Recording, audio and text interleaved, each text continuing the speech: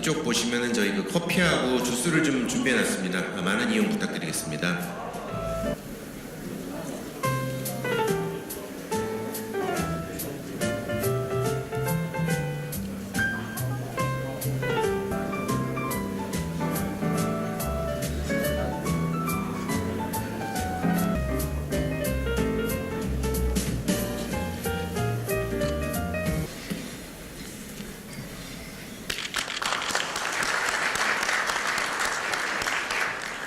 안녕하십니까. 뉴시스 사장입니다.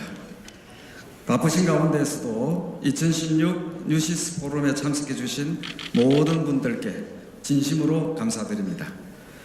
정부와 우리 사회는 지금 우리 경제의 체질 개선을 위한 구조조정의 발걸음을 떼고 있습니다.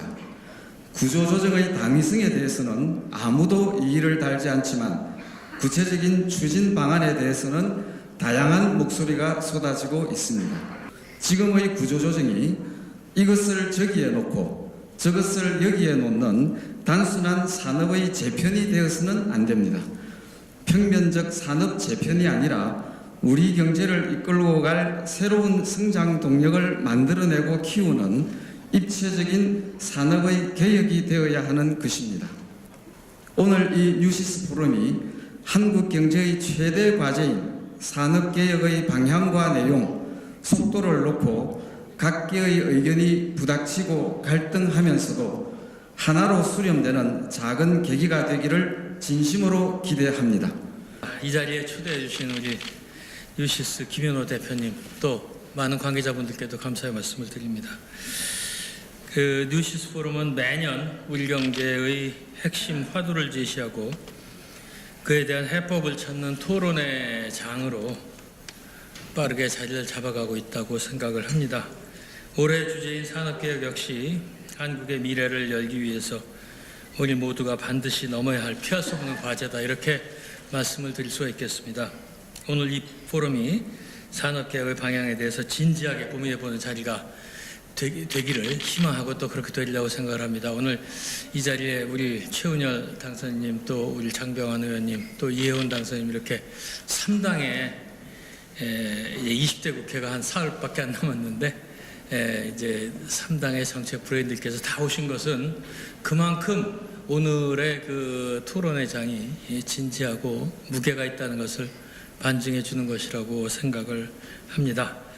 또 지금의 이른바 4차 산업혁명의 필수적이라고 있는 세계 최고 수준의 ICT 인프라라든가 또 아직도 세계 최고 수준의 경쟁력을 자랑하고 있는, 아직까지는 세계 최고 수준의 경쟁력을 자랑하고 있는 제조업들이 있다. 그렇기 때문에 이들 간의 융복합을 활성화한다면 4차 산업혁명 시대에 있어서도 우리가 한 발 앞서 나갈 수 있다, 이렇게 생각을 합니다. 이와 같이 위기를 기회로 바꾸는 지혜와 과감한 시도가 반드시 필요하다, 이렇게 말씀을 드리겠습니다. 정부는 이러한 문제인식에 기초해서 지난 4월에 산업개혁을 주요한 정책과제로 제시했습니다. 산업개혁은 그야말로 개조와 혁신의 의미를 담고 있습니다. 경쟁력이 떨어진 산업을 구조조정하는 개조와 새로운 산업을 일으키는 세 가지 혁신 모두가 필요합니다. 이걸 위해서 우선은 기존의 산업을 구조조정하는 데서 당장 급한 구조조정에 대해서는 저희가 이미 말씀을 드렸지만 대략 세 가지 방향으로 구조조정을 선제적으로 추진하려고 합니다. 다시 한번 말씀드리자면 조선이나 해운 등 경기민감 업종에 대해서는 정부 내 협의체에서 구조조정 방향을 설정하고 그 방향에 따라 채권단이 그 구조조정을 추진하게 되겠습니다. 그 외 개별 기업은 기왕에 통과된 기업구조조정 촉진법에 따른 신용위험 평가를 거쳐서 채권단이 신속하게 구조조정을 추진하고, 마지막으로 공급과잉 업종의 경우에는 기업활력법에 따라서 자율적인 사업 재편이 이루어지도록 그렇게 유도해 나가도록 하겠습니다. 정부는 지난주에 규제개혁장관회의에서 네거티브 규제 시스템을 통해서 드론을 활용한 모든 사업을 허용하고 또 자율차 시범운행 구간을 모든 도로를 확대키로 하는 등의 규제 개혁안을 발표를 했습니다. 또 서비스업에 대한 세제 지원 방식을 네거티브 방식으로 전환하는 등 서비스 산업 발전 전략도 상반기 중에 마련할 계획입니다. 이제 마지막으로 이 자리를 빌려서 꼭 말씀드리고 싶은 것은 산업개혁은 노동개혁이 없이는 원활하게 추진되기 어렵다는 점입니다. 노동시장의 유연성과 안전성이 확보되어야 합니다. 공급 과잉 업종의 인력이 새로운 부분으로 원활하게 이동할 수 있어야 기업 구조 조정에 대한 고통을 줄일 수가 있습니다. 또한 고용 안전망이 강화되어야 근로자들이 구조 조정을 받아들일 수가 있습니다. 20대 국회에서 여기 야당 정치 브레이들이 나오셨는데 노동 개혁 법안이 반드시 통과되도록 꼭 부탁을 드리겠습니다.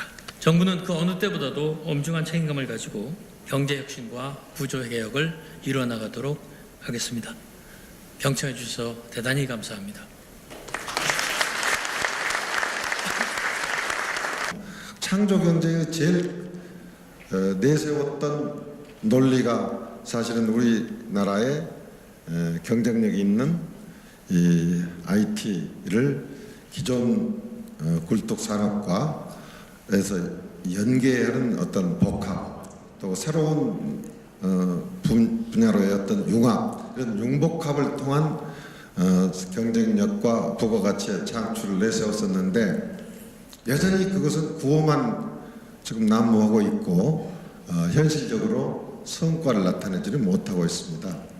조금 전에 R&D의 효율성이 너무나 떨어진다고 유로 부총리도 또 이야기를 하셨던데요. 근데 이미 최근 몇 년간 R&D가 예산 평균 증가할 수 이상으로 늘어나지 못하는 상황이 돼 있습니다. 현재 우리나라의 재정 구조가 도저히 평균 증가할 이상으로 R&D를 배정할 수 있는 그런 환경이 아니기 때문에요.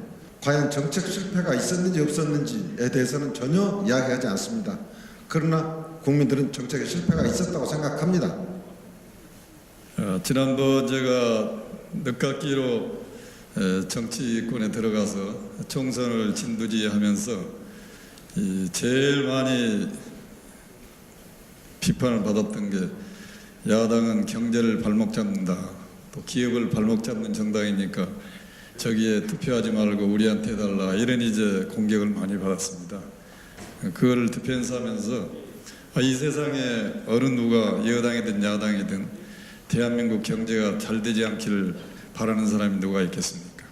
성장의 방법론과 성장의 과실을 어떻게 배분하느냐가 새누리당과 우리는 180도 다른 접근법이어서 저는 굉장히 쉽게 대응하면서 선거를 치렀습니다.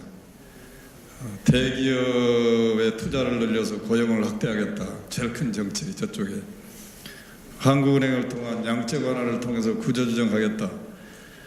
이 시대에 맞지 않은 정책을 내세우니까 저는 뭐 깊은 연구 없이도 굉장히 그 대응을 쉽게 해서 국민들께서 그리고 우리 국민들의 경제 수준이 너무 높아지셔서 국민이 판단하실 겁니다. 이렇게 제가 멘트를 했습니다.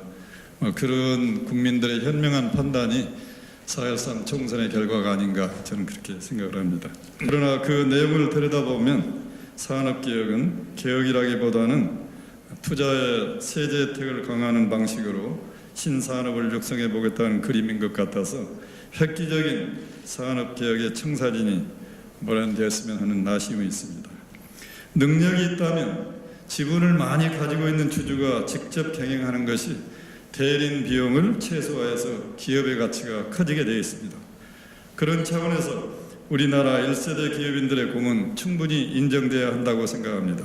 그러나 2대, 3대, 4대 경영으로 내려가면서 능력에 관계없이 대주주라는 이유로 경영에 참여하여 무리한 경영을 하다 문제가 생기면 그 손실을 사회로 전가시키는 일이 더 이상 지속되도록 해서는 안 되기 위해서 저희는 이번에 이 지배구조, 기업의 지배구조에 대한 근본적인 혁신을 추구하고 있고 이거가 점점적으로 시장에 정착이 되려면 적대적 M&A가 정착이 돼야 된다. 그래야 능력 있는 경영자가 보상을 받는 거지.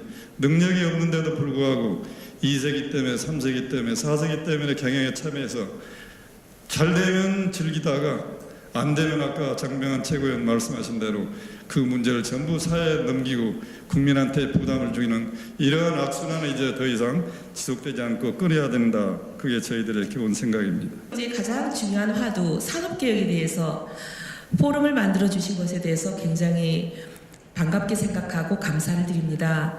지금 누구나 모이기만 하면 두세 사람이 모이기만 하면 산업개혁에 대한 얘기, 구조조정에 대한 얘기가 제일 많은 화두로 떠오르는 것 같습니다. 돈 풀기 그리고 부동산 띄우기 그런 방식보다는 한국 경제의 활로를 다른 곳에서 찾아야 된다. 제가 굉장히 저뿐만이 아니라 많은 사람들이 지속적으로 얘기했지만 특히 집권 여당에 소속되어 있는 제가 그런 얘기를 오랫동안 하는 바람에 굉장히 많은 오해와 비판도 받아왔지만 어쨌든 그 목소리를 오래전부터 지속해왔던 한 사람으로서 한국 경제의 새로운 돌파구를 산업개혁에서 찾아야 된다라고 요즘 얘기하기 시작하는 것에 대해서 저는 굉장히 환영하고 또 많은 기대를 가지고 있습니다.